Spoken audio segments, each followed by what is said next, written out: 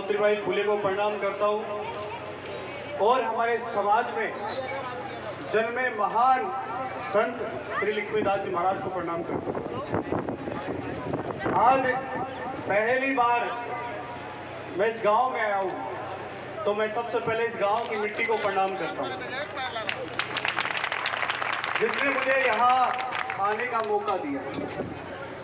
मेरे मंच पे विराजमान आदरणीय अध्यक्ष साहब और मेरे सारे करीब सारे सीनियर ही हैं, बच्चा तो मैं ही हूँ मुझे लगता है। तो मेरे सारे बुजुर्ग लोग, मेरे विराजमान पिता तुल्य बड़े भाई, मेरे युवा साथी, मेरी माताएं और मेरी बहनें, मैं आप सबका शुक्रगुजार हूं कि आपने मुझे बुलाया, इतना अच्छा मौका दिया कि मैं आपके बीच में बात कर रहा हूं। लेकिन साथियों,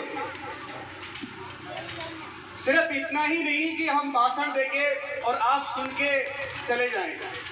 हम भाषण दें, आप सुने, चले जाएं, ऐसा काम हमें नहीं करना है। मैं तो सही बात यह है कि जानता ही नहीं हूं कि नेतागिरी होती क्या है। ये तो आप लोगों ने जबरदस्ती माला वाला पहना के सापा बंधवा की नेता बना दिया। मैं तो सिर्फ है और सिर्फ हमारी समस्याओं को लेकर आया हूं।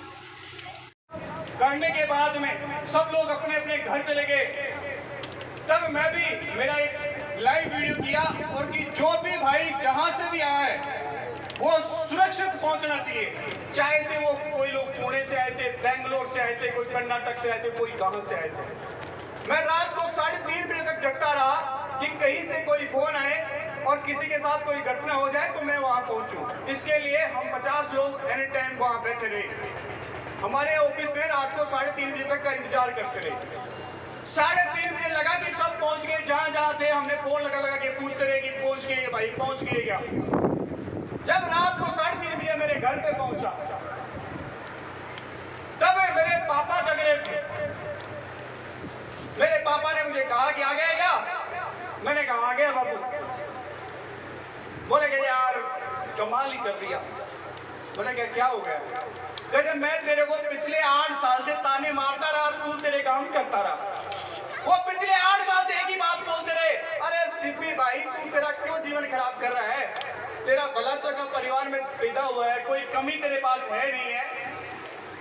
10 साल की उम्र में तेरा ब्याह कर दिया, बढ़िया टाबरा ने पाल मजा कर के रखे हो एक। तो साथियों मिलियार बड़े 2-4 आंसू भी आए, उन्हें आंसू भी आ गए। मैंने कहा क्या बात हो गई? बोले कहते तूने तो भाई बहुत कमाल का काम कर दिया। कहते मेरा जीवन धन्य हो गया, मैं 62 साल का हो गया। 62 साल में कभी इनको एक जगह नहीं देखा और तूने 62 साल बाद में, मैं तो आज चाहे कल जाता आज ही जाऊं, लेकिन तेरा काम ठीक कर दिया।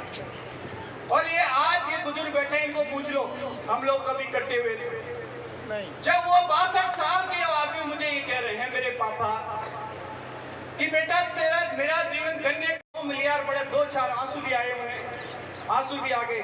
मैंने कहा क्या बात हो गई? बोले कहते तूने तो भाई बहुत कमाल का काम कर दिया। कहते मेरा जीवन धन्य हो गया, मैं 62 साल का हो गया। 62 साल में कभी इनको एक जगह नहीं देखा और तूने 62 साल बाद में, मैं तो आज चाहे कल जाता आज ही जाऊं, लेकिन तेरा काम ठीक कर दिया। और ये आज ये बुजुर्ग बैठे, इनको पूछ लो हम लोग कभी कट्टे हुए नहीं। जब वो 62 साल के आदमी मुझे ये कह रहे हैं मेरे पापा कि बेटा तेरा मेरा जीवन धन्य, लगाकर पूछेंगे।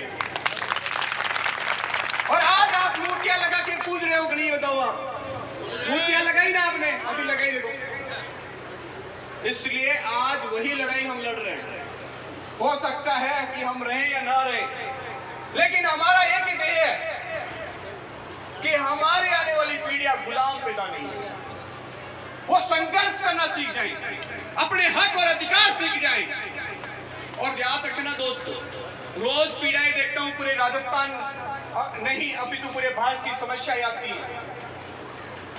रोज देखता हूं हमारे भाइयों को गोली मार दी जाती है, कभी कल 3 बोर्ड बनेगा, महात्मा फुले फाउंडेशन बनेगा। जब हमारा 12-12.5% हम लोग हैं यहाँ पे राजस्थान में, हमें 12% अलग से आरक्षण चाहिए। हमारे सॉल्यूशन होगा जब हमें बाघ बागनी आयोग बनेंगे। ये 11 सूत्रीय मांगे हैं, वो ऐसे नहीं बनी मेरे साथियों। ये आपके परमानेंट सॉल्यूशन चाहिए। आज हमारे बच्चे डॉक्टर इंजीनियर बन सकते हैं, पढ़ सकते हैं, बहुत इंटेलिजेंट है, लेकिन उनके लिए छात्रवृत्ति नहीं है। मिलती है कि भाई छात्रवृत्ति आपको? नहीं। अरे छात्रवृत्ति मिलेगी कैसे? तुम्हें तो ये पता ही नहीं कि छात्रवृत्ति मिलती कैसे। अरे हमारा फाउंडेशन बनेगा जब छात्रवृत्ति मिलेगी मेरे साथियों, सरकार नहीं देती। और इसके लिए आपको आना पड़ेगा। आज आइएगा, बहुत अच्छी बात है, नहीं तो कल आपके बेटे बेटियों को जाना पड़ेगा। लेकिन कल वो व्यवस्थाएं नहीं होंगी जो आज व्यवस्थाएं हैं। हमें नीतियां और नीतियां को बदलनी पड़ेगी। आज हमें खड़े होकर हमारे हक के लिए खड़ा होना पड़ेगा। हो सकता है हम शहीद हो जाएं, लेकिन तुम्हें लड़ाई लड़नी होगी और वो परमानेंट सॉल्यूशन चाहिए।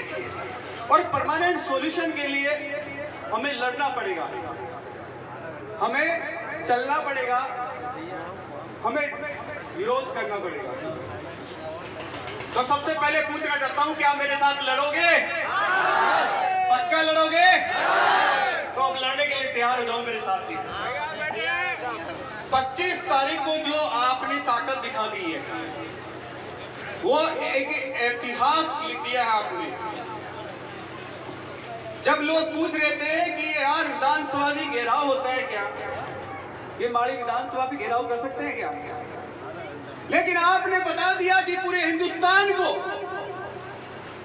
कि हम कमजोर ना तो थे, ना है और ना रहेंगे। और आप सब लोग यहाँ गांव से खड़े होकर, गाड़ियों में बैठकर और जयपुर की राजस्थान की राजधानी में उसकी छाती पर खड़े होकर बता दिया कि मैं हम कमजोर नहीं हैं, और बता दिया हमारी समाज की ताकत कि हम क्या है।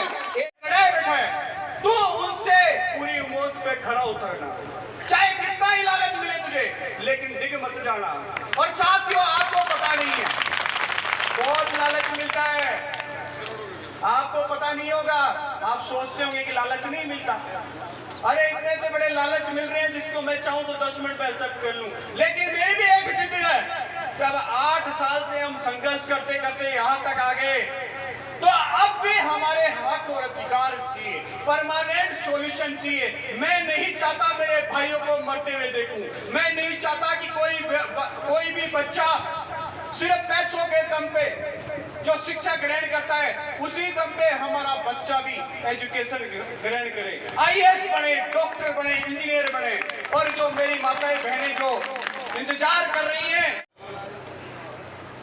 तब वो घर से बाहर निकल के जब रात को 11 बजे अपनी पत्नी सावित्रीबाई फुले के साथ जा रहे थे, तो उनकी पत्नी ने कहा कि अरे हम तो बहुत अच्छे परिवार से हैं फुले साहब, हम तो अच्छे परिवार से हैं, तो फिर इन लोगों को क्यों इनकी माथापड़ी करते हो भाई, क्यों समझाते हो आप इन्हें बार बार, क्यों कहते हो तुम पढ़ो पढ़ो। तो लोग सुनना पसंद नहीं करते थे, लेकिन मुझे एक व्यक्ति भी मिलता था तो मैं उसको कहता था कि भाई तू मेरे लिए 10,000 से कम नहीं है, तू एक बार खड़ा हो जा। मुझे पूरा विश्वास है कि राजस्थान की विधानसभा में हम 1.5 से 2 लाख लोग पहुंचेंगे। और यही हुआ, चाहे वो 10 लोगों को मैं समझाने की जरूरत समझी, चाहे एक लोग समझने की कोशिश में जबरदस्ती पकड़ के समझाता था कि मेरे भाई ये समझ ले, हमारी ये कहानियां हैं, हमारा रोजना है। देख लोगों के देख कितने सुंदर सुंदर AC की लाइब्रेरी बनी। अरे साथियों, आपको समझो, 4 दिन पहले एक फाउंडेशन बना है, एक कल्याण बोर्ड बना होगा, पटवार पढ़ते हो तो 1000 करोड़ रुपए लेके आ गए। 1000 कितने करोड़ देखा है कभी? इसलिए सबसे पहले ये भी कहता हूं मैं आपको, लेना भी सीखो और देना भी सीखो। अभी तक तुम ना तो लेना जानते हो और ना देना जानते हो। आपने तो सिर्फ पालक के साथ धनिया फ्री देना सीखा है। अरे आप कुछ बड़ा फ्री देके देखो। अरे धनिया बहुत फ्री दे दिया हमने, लेकिन आपको पता नहीं वही धनिया वो धीरू भाई अंबानी सिलिकोसिस, तो उसमें मुझे भी जोड़ देते थे और ये हमेशा किसी से 200, 500, 1000 रुपए इकट्ठा करते थे और वो पैसा लाख रुपए या 50,000 रुपए हम उस परिवार को देते थे। साथ ही वो कुछ समय के लिए वो उसके लिए हो सकता है सहयोग राशि हो, लेकिन परमानेंट सॉल्यूशन हुआ क्या? आप ये सोचिए, जिसका परिवार का मुखिया मर जाता हो तो उसका घर परिवार रोड पे आ जाता है कि नहीं आ जाता? तो वो परमानेंट सॉल्यूशन कैसे हो? और वो परमानेंट सॉल्यूशन ढूंढते ढूंढते आज यहां तक पहुंच गए हम। परमानेंट सॉल्यूशन जब होगा जब हम उस पीड़ित परिवार को 11-21 लाख रुपए देंगे। 11-21 लाख रुपए देंगे, परमानेंट सॉल्यूशन होगा उसका। अभी जैसे हमारे छात्रावास के अध्यक्ष साहब के सिलिकोसिस, तो उसमें मुझे भी जोड़ देते थे और ये हमेशा किसी से 200, 500, 1000 रुपए इकट्ठा करते थे और वो पैसा लाख रुपए या 50,000 रुपए हम उस परिवार को देते थे।